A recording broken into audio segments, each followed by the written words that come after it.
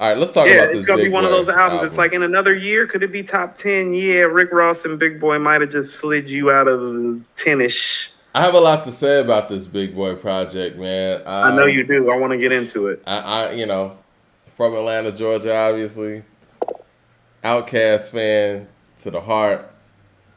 I got a lot to say about this project, and Big Boy and Sleepy Brown, they have been they've been basically promoting Big Sleepover, their joint project, for I want to say maybe about a year and a half or so. It feels like.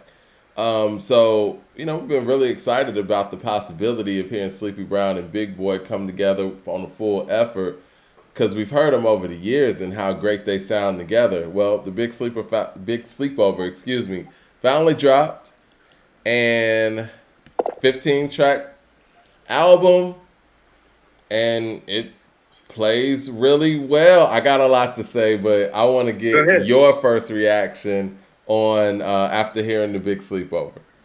I know what you're about to say, but here are just my thoughts, all things considered, because it's like I'm just going to weigh the music first. Okay. Just like in terms of, well, what did I hear from when I put it on to when I cut it off? Right. What I heard from when I cut it on to when I cut it off is the best album of Big Boy's career, song for song. It doesn't have any of the highlights maybe that some of the other projects have, but if we're talking end to end, what I heard is his best project. And I know there's some caveats that come with that. I'm going to submit a couple of things to you with those caveats that I know that you're about to mention, though. Because although I agree with everything that I think that you're about to say, I'm going to give you some valid rationale for why that's occurring. Okay. Go ahead. Tell me what your critiques are. All right. Well, all right. First off, I love the album. Actually, you know what I'm saying. I think that Good. the Good. the biggest thing for me though, and I got the checklist sitting here. I got my notes here. Right. I I think Big Boy is drastically underrated, but I Yes. understand why. Because Kinda. I understand why. I think, Kinda. as an Kinda individual, understand. you know what? Let me start there before I go into the album. Because I feel like growing up here, right, Andre and Big Boy as a collective outcast, it was always one of those things where, you had people who were more Big Boy people and you had people who were more Dre people. And it never was one of those things like how they kind of treat Dre like he's Tretch and Big Boy's Vinny. It was never any of that, right? Never that. Never that down It was here. never any of that. And I No, think never that any of really that. started with the speaker box Love Below separation. And I think there was a big opportunity missed for Big Boy to take on his rap side of the album in the same fashion that Andre took on Love Below. Andre was the writer, producer, arranger, and didn't have any real major features on there. Had Nora Jones on there, which kind of like, went in sync with what he was doing. Same thing with Khalees. She just kind of spoke it apart and had Big Boy on there. I think that Big Boy had way too many features on Speaker Box. I think that he didn't come with the attention to detail that he needed to do on there. And I think that that was the opportunity for him to show people that he was the MC in the group. But the fact that there was so much Killer Mike on there, there was So, so many features on there, it kind of felt compilation-ish in a way. so can we stop right there though? And no, hold on, let me finish this one point. I think that another circumstance is the fact that I would like to hear songs with Big Boy with 3 verses as opposed to 2. And I know it sounds nitpicky-ish and even Unhappy. I love Unhappy on Speaker Box. But those verses are like 8 bars, you know what I mean? Like, I think those are reasons why Big Boy gets slept on as an MC, because it's like he doesn't do enough rapping. And sometimes those features take away from that. But go ahead. I'm glad you brought up Speaker Box and you're saying the things that you're saying. Because when I go back and listen to Speaker Box in relationship to his other solo projects, because Speaker Box is like essentially his first solo project, Mm-hmm. will I hear somebody that wasn't ready to do his first solo project? But let me tell you why. his flaky partner in rhyme. Half the tracks on Speakerbox sound like that he was waiting for Dre to come, because what Speakerbox sounds like, half of it, is what was supposed to be Outkast's follow-up to Stankonia, stylistically, beat-wise. And so what I hear is somebody that's waiting for his partner who doesn't come through, and he's left holding the ball, and so he has to scramble. That's where the features come from. That's where the unevenness come from. And specifically when you're speaking even to having him on full verses, well, he wasn't prepared for that either. He had never done that before. I agree with you, but I also feel as an MC, Because Big Speakerbox is his Boy, worst solo album to me, Mike. really, Big Boy was the one that had the Yes. solo rap star power. He was the one that was on Slick Rick's song. He was the one that was on All of My Grill. He was the one that was on Love in Your Mike, Mouth. Like he was he biding was. Mike, he was biding his time, because probably more so than the other member, he realized what they had going on was truly, truly special, iconic, all-time great special. His focus, and he deserves credence for this forever. Oh, he held them down. He was always about Outkast first. That hurt him on the speaker box. I think Speakerbox had good songs on it, similar to this, but I feel like Like Mike, he when you didn't. He listen, wasn't able to show the MC that he is because, like I said, I would Mike, love if he would have been able I'm to give us I'm 3 verses I'm on gonna tell song. you when I realized what was going on. You know what my favorite record is on speaker box, Mike? What's that? Bow Tie. Is it? I love Bow I Tie. like Unhappy, and I like Unhappy is up there. I love I Unhappy. like Knowing, Okay, so Mike, you can go to Unhappy too. and I Listen, like Reset. yep, I like all those, Mike. Listen to all those tracks and tell me Dre ain't supposed to be on those records. I mean, my thing is, man, No, no, no, no, we no. all saw it coming, Mike. and You know what, Mike? you You got to from be the A? You know prepared. what Cass sound like? Oh no, Tell me I the agree. right, Mike. Like Bow Tie. If Andre's on Bow Tie, that's a rap classic.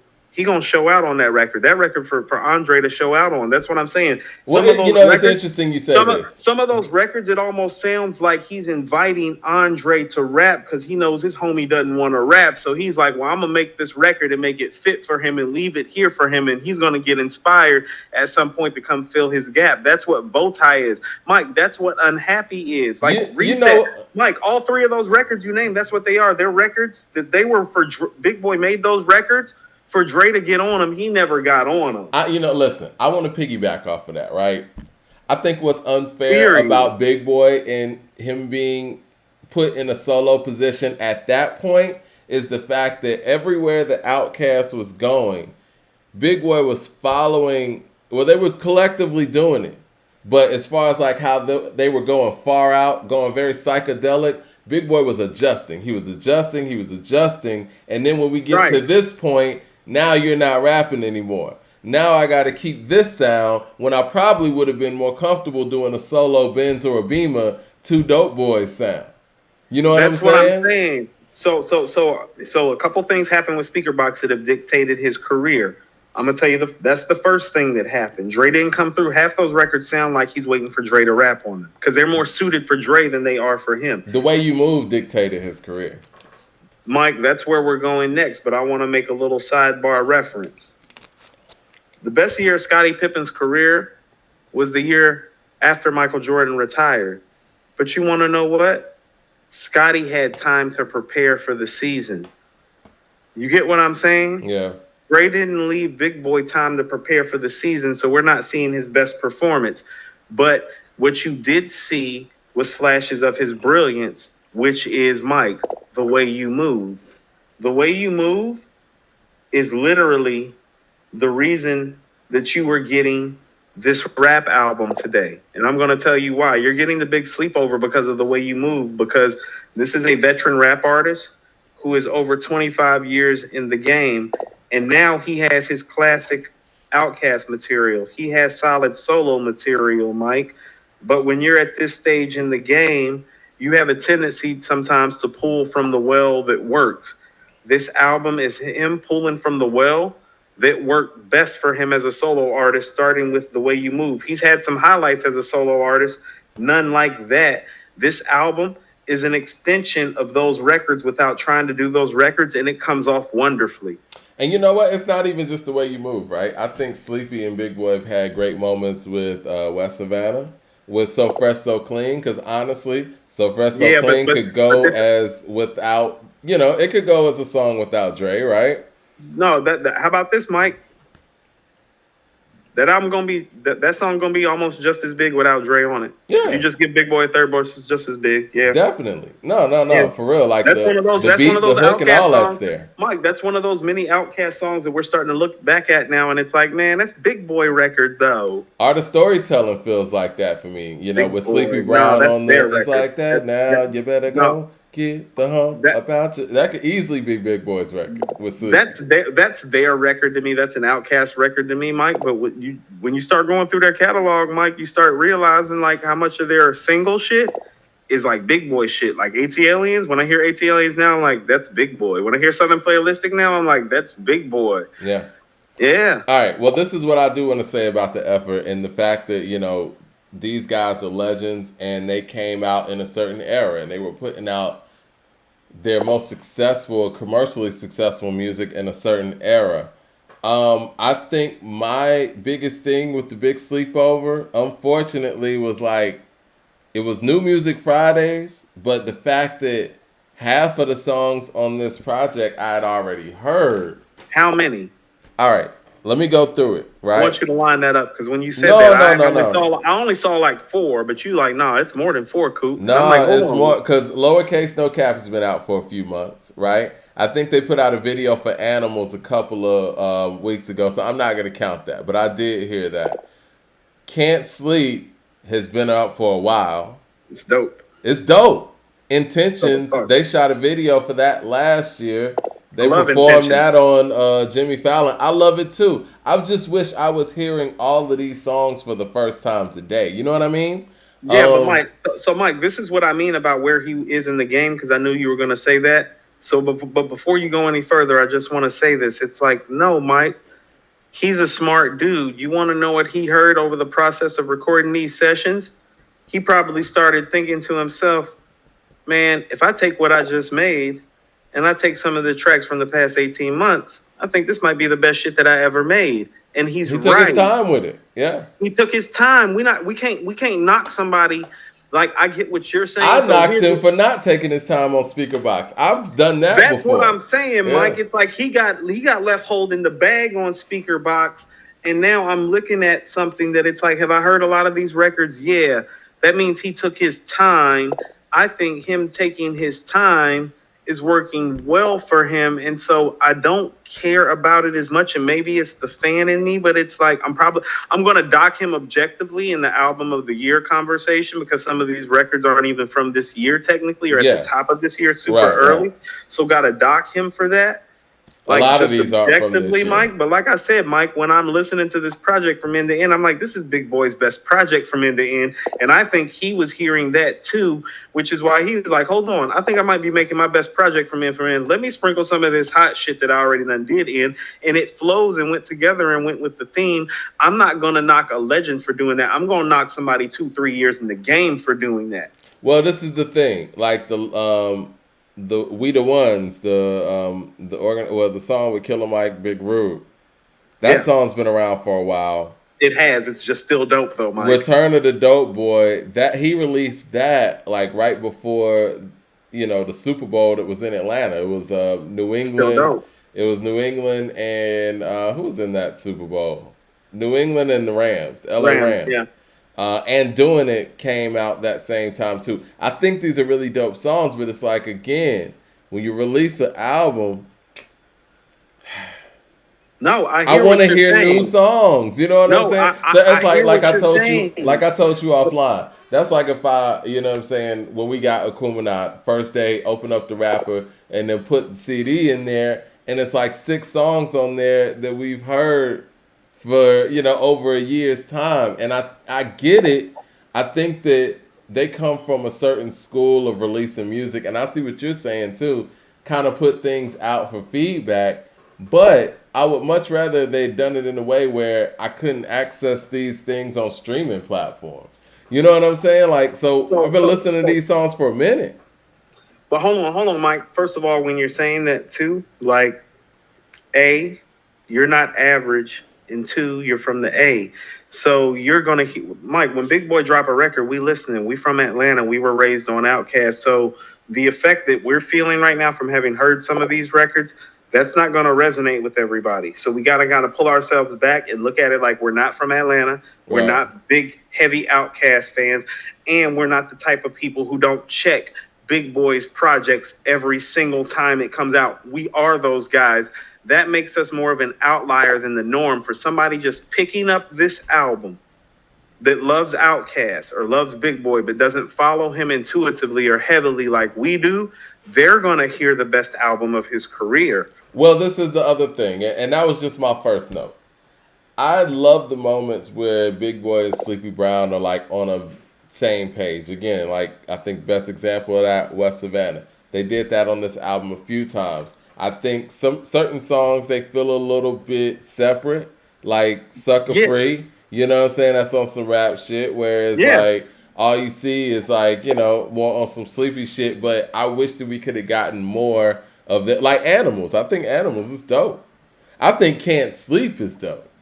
And, Mike, and can't I sleep. would have Mike, loved if the Mike, whole album was on some Can't Sleep Animals Mike, type shit. Mike, Can't Sleep is the best song on this album. Oh, they need to. How about this, Mike? You want to hear some fresh shit? Let's go ahead and put it out now because we know Big Boy follows us. And shout out to Big Boy for following us. We Oh yeah, appreciate the yeah, love. definitely. Oh, do this shit again with Sleepy and make everything like Can't Sleep. That's what I'm saying. Like That's what I'm saying. the Yeah. moments where it's like they are together in that way, they're But that's untouchable. It's like, why go away from that? You know what I'm saying? And no, that was the Mike, beauty of Outkast. Outkast never really not his went fault. That's not away Big Boy's from fault. their chemistry because Big Boy and Sleepy Brown clearly have chemistry. They've had it since Southern Playlistic. You know what I'm saying? And Mike, you're not giving Big Boy enough credit because here's what we're about to talk about. Oh, well, Big Boy got chemistry with Andre. mhm, He got chemistry with Sleepy Brown. He got chemistry with Killer Mike. yeah, That's a mark of a great MC. oh definitely. I mean, I've always said he's kind of the Mike, ghost face of the Dungeon family or the Raekwon. I would say Ray. he'd be the Ray. Yeah, he's Be the the Ray. glue. You know what I'm Yeah, saying? Mike. When you hear He Skewing has on the chemistry with CeeLo. Mike, when you're hearing Skewing on the bar, who talking? Big Boy and Ray. Mike, Yeah. when they doing promo now, guess who be linking together? Big Boy and Ray. Yeah, he the Ray of the Dungeon family. Well, I But mean, Mike, he linked that whole Raekwon thing. You know what I'm right. saying? So yeah, Right, but I mean, you and I know this from just like some semi-personal relationships. We know Ray moved his family down here. Big hmm Boy obviously was hip to it too, so there's obviously some connection. Ray been coming down here forever. Ray been coming down here since we was kids. I will say this, man, and I get it. They have a whole different process in creating music. And so I think when you just look at it from a track list standpoint, I know when the Mike, track list came out yesterday, I was like, okay, a lot of these songs I've heard, but I understand they're not the kind of act that'll go in there and knock out 5 songs in a day. so can I tell you something though? Because you called me this morning. You called me this morning earlier than you normally call me, and you told me you were like, I don't like that I've heard these records. And I was like, nah, I'm like, let's see though. I'm like, let's Yeah. listen to the music because I understood something and I think you understood it too. It's like, well, Big Boy's smart. It's like he was doing that for a reason. That's why when I heard this album, I'm like, oh, well, this is the best shit he ever made. That's why he did it that way. Because Mike, I'm pulling up his other albums right now. Sir Lucius Left Foot, the son of Chico Dusty. They want us to talk about that. That's what people are talking about in the chat. Hold on, listen. Vicious Lies and Dangerous Rumors, Big Grams, Booniverse. Mike, the last 3 aren't even in the conversation with this album, in my opinion. You got to go to the first one, which is Sir Lucius Left Foot, the son of Chico Dusty. I listen to that album a lot. And that album is dope. I don't think it's as dope as this end to end. Not end to end. No, I agree with you. Again, And when so, Doing It came out, I'm not about to knock Big Boy when he's hearing himself making the best solo album in his career. That's what he heard. He's like, hold on, this might be the best solo album of my career if I put this together right. That's important, Mike, because that gives him some credence because what he has now is 1, 2, 3, 4, 5 solo albums, and he can actually says he has an end-to-end dope-ass player to say with that like how many people who are considered to be Scottie Pippen in the crew can say, man, I got an end-to-end player. Did you think this album is better than the Rick Ross album? I kind of think Okay, it so is. I mean, if we take out all the other stuff, Mike, everything's I found brand new. myself more entertained by the Big Boi album, and I wasn't just sure because I'm partial to Big Boi and Outkast, and I'm thinking to myself, well, these are two guys I'm partial to. I'm partial to Ross and I'm partial to Big Boi. I Right. enjoyed the Big Boi a little more, Mike, but I was raised on the east side of Atlanta. Like, Ain't No Thing. I still listen to Ain't No Thing, Mike. Like, I'm an Outkast baby. I still listen to Ain't No Thing, like regularly. Like, I got to get in the car in Atlanta and ride around the city to Ain't No Thing. Like, you know what I mean? So this shit hit different. Damn. Yeah. Right. So it's like when I'm enjoying Big Boi more than I'm enjoying Ross, I don't even know how biased I'm being. I'm like, nigga, I still play Ain't No Thing off Southern Playalistic Cadillac Music. When I put the sunroof back on 285, I'm that nigga. So it's like, Look, the production was there too. You know, I'm gonna rate them I'm gonna rate the albums the same because I don't hear any separation. Even though I may have enjoyed Big Boi's albums more, I hear a 4.25 on both. well, the thing is, I hear some singles on Big Boys, and I hear some on Rick, right? But they're in a different way. In a different way. And I here's the think thing, song even with structure. Rick has been such a bigger single artist than Big Boi too. That's what I'm saying. Well, the Big Boi singles sound bigger, but it's like, well, Ross ain't making fucking Amsterdam and fucking BMF again though. Doing The same it's way a really Nas good ain't making song. The World Is Yours and Jay-Z ain't making Dead Presidents. No, that's real. Doing it's a good song. Let me go through the track list real quick. No, doing it is dope. That's why I mean, It like is. every song on here is solid. Yeah, and I like the chemistry that Big Boy and Backbone have together too. He's got chemistry with everybody, Mike. He sounds good. He's a versatile MC, man. I think that's one of the things that's very underrated about Big Boy is the fact that, I mean, once you are able to have chemistry with an artist like an Andre 3000 who's going in all these different directions, You're trained for everything anything. else is a breeze. You're trained for anything, Mike. That's what I'm saying. He sounds great with everybody. You're like, he keep doing tracks with Killer Mike. You want to know what Killer Mike still sounds like the guest appearance artist, this Big Boy's album. That's true. And that's something that's very important. I do think that, he collaborates with Killer Mike more than he should. That's just my opinion. And I love Killer, but, it is what it is. They got a relationship and they make music together. I mean, I get it. When it's your homie, and y'all just putting stuff together. I mean, right, too. And also, too, this is what I mean, how Big Boi has a mind for stuff and an ear for stuff. It's like, oh, if he heard the beat for Kill Jill before Killer Mike did, oh, Wise move to call Killer Mike. That song's a classic, and it's like, no, that's perfect. That beat was perfect for Killer Mike to jump in with Big Boi. It's perfect for both of them. He shared the mic with Mike. He got Jeezy on the hook. He took that last verse and showed his ass. It's a classic rap record, Mike. Kill Jill's his best rap song to me. If we're talking from Big Boi's catalog, Kill Jill's his best record. This is my critique for Big Boi, and I think I said this when we were talking about Speaker Box. I just wish I could hear Big Boi rhyme more, and I feel like, let me go to this track list. I feel like Lowercase, No Cap, we didn't need Killer Mike on there. Let me get another Big Boi verse. You know what I'm saying? I feel like even the song with Return of the Dope Boy, we didn't need Killer Mike on there. I like the back and forth with Backbone and Big Boi. I didn't. How about this? I'm with you on that. We didn't need Killer Mike on that record. Yeah. No. And it's like, I wish that, we could just get Big Boys rhyming sometimes, and we don't need that feature. But I get it. You know what I'm saying? Like, Killer Mike's dope, and you want him on a record. But I think the only two records that I say, okay, we keep Killer Mike on is We the Ones and definitely Sucker Free.